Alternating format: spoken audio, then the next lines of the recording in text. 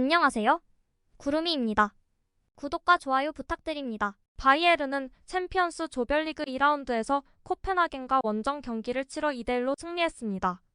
선제골을 내줬지만 자말 무시알라와 마티스 텔의 골로 역전에 성공했습니다. 전반전 시작과 함께 코펜하겐은 매우 좋아 보였고 한때는 바이에른을 압박했습니다.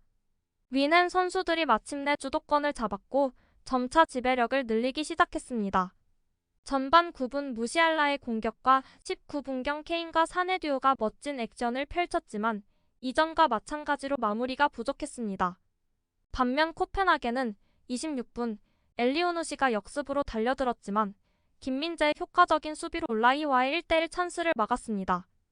0대0으로 휴식을 취한 후 56분에 김민재가 막아낸 공이 레라허에게 갔고 선제골을 내줬습니다. 하지만 67분 자말 무시알라가 화려한 개인기를 선보이며 여러 명의 상대를 따돌리고 동료들에게 1대1을 안겼습니다. 동점골 이후 경기는 탄력을 받았습니다. 83분 교체 투입된 토마스 밀러는 수비수 2명을 제치고 빈 골대를 향해 슈팅하는 대신 텔에게 패스했고 텔은 냉정하게 마무리하며 2대1로 역전시켰습니다. 마지막 95분에는 2대2가 될 뻔했지만 울라이의 경이로운 선방으로 승리를 지켜냈습니다. 김민재는 양팀 통틀어 최고점을 받았습니다. 소파스코어에 따르면 태클 1회, 패스 99회 중 91회 성공, 롱패스 12회 중 8회를 연결했고 경합 2회 중 1회 성공, 공중볼 경합 7회 중 5회를 성공했습니다. 하지만 독일에서의 평가는 고개가 갸우뚱하게 만듭니다. 데리우트가 팀에 합류하지 않으면서 수비진의 리더의 목소리가 부재한 것이 분명합니다. 수비진은 너무 자주 허둥대며 마치 닭이 머리를 잘린 채 뛰어다니는 것처럼 보입니다. 이 수비진에는 훌륭한 선수들이 많지만 바이에른은 현재 이들을 최대한 활용하지 못하고 있습니다. 오늘 수비 전체가 탄탄했지만 김민재의 활약은 돋보였습니다. 로타르 마테우스가 그를 비판한 후에도 탄탄한 수비를 펼치는 모습이 재미있었습니다. 사실 김민재 선수의 실수는 아니었고 막아낸 슈직골로 이어진 것보다 더 좋은 기회였습니다. 김민재는 페널티 지역에서 좋은 커버링을 펼쳤고 슛을 막아냈지만 레라허의 선제골이 터졌습니다. 키미히는 많은 동료들에 감사해하며 키퍼의 선방이 팀을 구했다고 합니다. 정말 어려운 게임이었어요. 인내심이 많이 필요했어요. 역전승을 거둔 것이 중요했습니다. 이번 시즌에 몇 번이나 우리를 구해준 벤치에는 많은 재능이 있다는 것을 알 수 있습니다. 결국 오늘 같은 승리를 거두려면 11명의 선수가 아니라 몇 명의 선수가 더 필요합니다. 경기 막판 울라이의 엄청난 선방이었습니다. 전반적으로 울레는 마누의 부재 기간 동안 믿을 수 없을 정도로 잘해줬어요. 그는 침착하고 발밑에서 공을 잘 다룰 뿐만 아니라 훌륭한 선방도 보여줍니다. 울라이는 선방에 대한 기쁨을 드러냈습니다. 정말 힘든 경기였습니다. 오늘 밤 분위기가 어떨지 예상하고 있었습니다. 하지만 오늘 밤 우리는 우리의 사기를 보여줬고 경기에서 승리했습니다. 경기에 크게 관여하지 않은 상황에서 마지막 순간에 세이브 기회를 잡는 것은 언제나 기분 좋은 일입니다. 골대를 넘겨 승점 3점을 가져갈 수 있어서 기쁩니다. 개인적으로 교체 투입된 후 골에 관여하는 것은 당연히 좋은 일입니다. 이 복귀전은 기분이 좋았고 그것이 팀을 차별화하는 요소입니다. 챔피언스 리그 경기인데다 코펜하겐은 작년에 맨시티를 상대로도 홈에서 단 한 번도 패하지 않았어요. 그들은 자신이 무엇을 하고 있는지 알고 있으며 오늘 우리는 그것을 느꼈습니다. 어떤 칭찬이든 기쁜 일이지만 새로운 역할이 생겼는지는 모르겠습니다. 저는 출전 시간을 위해 싸우는 평범한 팀원일 뿐입니다. 결국 감독님이 세팅하면 그에 따라 행동해야 합니다. 투엘 감독은 힘든 경기의 승리에 기뻐하며 여러 선수의 상황을 전했습니다. 매우 힘들었습니다. 상대가 매우 타이트하고 촘촘한 수비를 펼쳤기 때문에 이를 무너뜨리기가 어려웠습니다. 우리는 경기를 지배했고 아무것도 내주지 않았기 때문에 후반전 첫 번째 찬스에서의 실점은 모든 것을 어렵게 만들었습니다. 그렇기 때문에 경기를 뒤집는 것은 좋은 성과로 간주되어야 합니다. 밀러가 매우 간절히 출전을 원했습니다. 그는 레온 마티스와 함께 승리에 큰 역할을 했습니다. 그들은 많은 에너지를 가져왔고 그들이 교체 투입된 후 우리 경기는 더 위협적이 되었습니다. 11명의 선수로는 이번 시즌 목표를 달성할 수 없으며 벤치의 에너지가 필요합니다.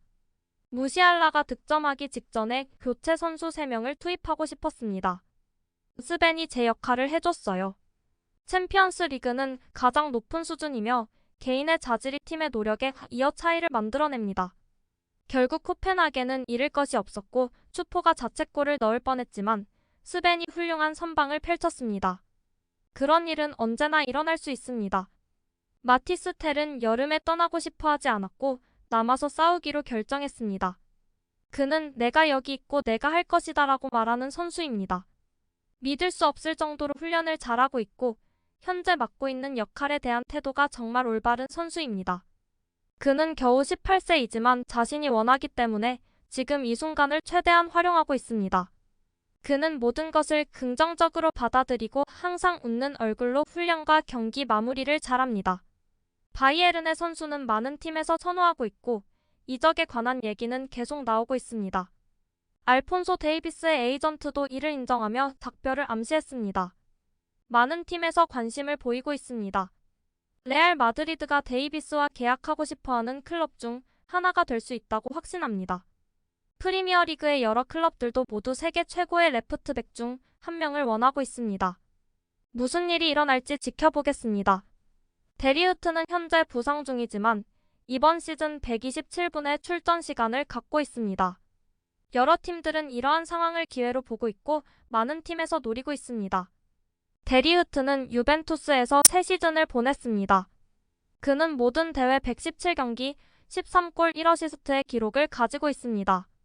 유벤투스는 민헨의 상황을 이용하고 이미 익숙한 축구 선수를 목표로 삼을 계획입니다.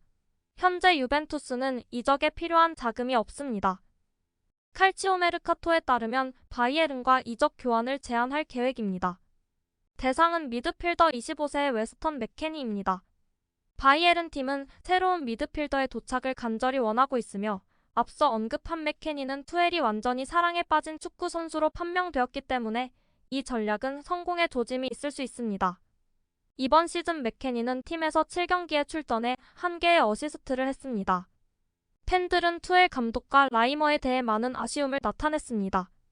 투엘 감독은 지난 시즌부터 부임한 이후 말 그대로 아무것도 개선되지 않았습니다. 그는 선수들의 자질을 이해하지 못하고 항상 잘못된 라인업을 올립니다. 그의 플레이 스타일은 쓰레기이고 지루합니다. 적어도 패배 맨시티 점유 축구는 정확한 패스와 원터치로 위험해 보이며 우리는 계속 공을 돌리고 생산적인 일을 하지 않고 뒤로 패스할 뿐입니다. 선수들은 여전히 케인이나 다른 선수들이 레반도프스키처럼 헤딩이나 플라잉킥으로 골을 넣을 수 있도록 페널티 박스 안쪽의 마지막 3번째 선수에게 공을 넘겨주기를 꺼려하고 있습니다. 우리는 말 그대로 거의 모든 경기에서 케인의 능력을 전혀 사용하지 않고 낭비했습니다.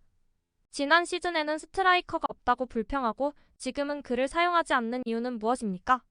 그는 말 그대로 페널티킥을 제외하고 적어도 1에서 3골을 넣어야 하는데 우리는 이런 모습을 보기 위해 그를 사지 않았습니다. 대체로 투엘볼은 지겨워요. 챔피언스 리그도 포칼도 우승하지 못할 거예요. 다른 팀들도 운만 좋으면 비엘에서 우승할 수도 있습니다. 레버쿠젠, 슈투트가르트, 라이프치히가 우리보다 강해 보이는 이번 시즌에는 가능성이 매우 낮습니다. 케인에 대한 패스 부족이 그를 데려오기 위해 투자한 투자가 매우 낭비되고 클럽의 미래를 걱정하게 한다는 데에 동의하는 것은 사실입니다. 저는 투엘볼도 주요 문제라고 생각합니다. 우리는 단순히 충분한 기회를 창출하지 못하고 있습니다. 미드필드도 좋지 않았지만 더 큰 문제는 확실히 투엘입니다. 이 사회는 우리가 하는 축구 스타일에 신경 쓰지 않는 것 같아요. TT의 첼시는 볼 수 없었고 챔피언스 리그에서 우승했습니다. 바이에른 선수들은 첼시가 아니기 때문에 챔피언스 리그에서 우승할 수 없다고 생각하며 이런 플레이 스타일에서 벗어날 수 없습니다. 그들은 좋은 상대를 상대로 실수를 할 것이고 패배할 것입니다. 그런 일이 3, 4월에 일어날 수도 있는데 그때쯤이면 시즌이 거의 끝나고 또 1년을 낭비하게 될 것입니다. 사람들은 TT가 자신의 플레이 스타일을 바꿀 수 있다고 생각하지만 그는 그럴 수 없습니다. 무리뉴는 많은 우승을 차지했지만 바이에른에서는 그를 볼 수 있을까요?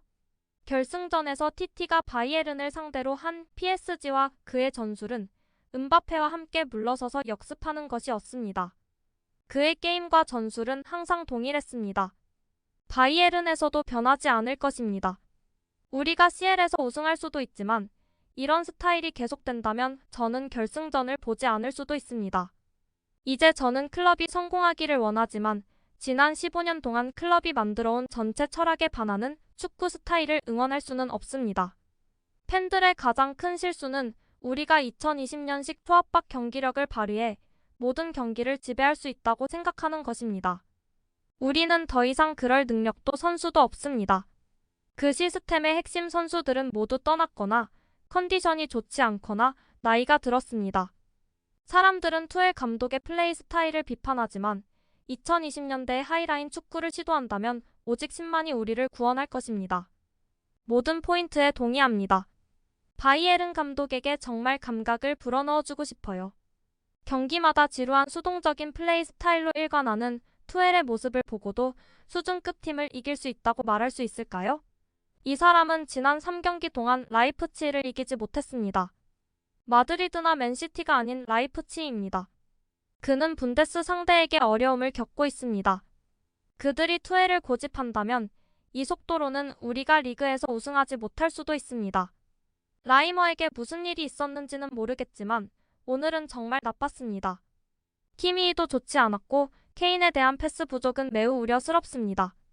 하지만 그건 전술 탓이고 선수들에 대한 불만은 그게 전부입니다. 코만과 사네는 훌륭하지는 않았지만 적어도 여기저기서 위험을 조성했습니다. 우리는 확실히 6번과 CB가 필요하며 영입 후엔 안정될 것입니다. 하지만 스타니치를 빌려주고 파리냐의 경우를 보면 최근에 많은 것을 망치고 있어 약간 걱정됩니다.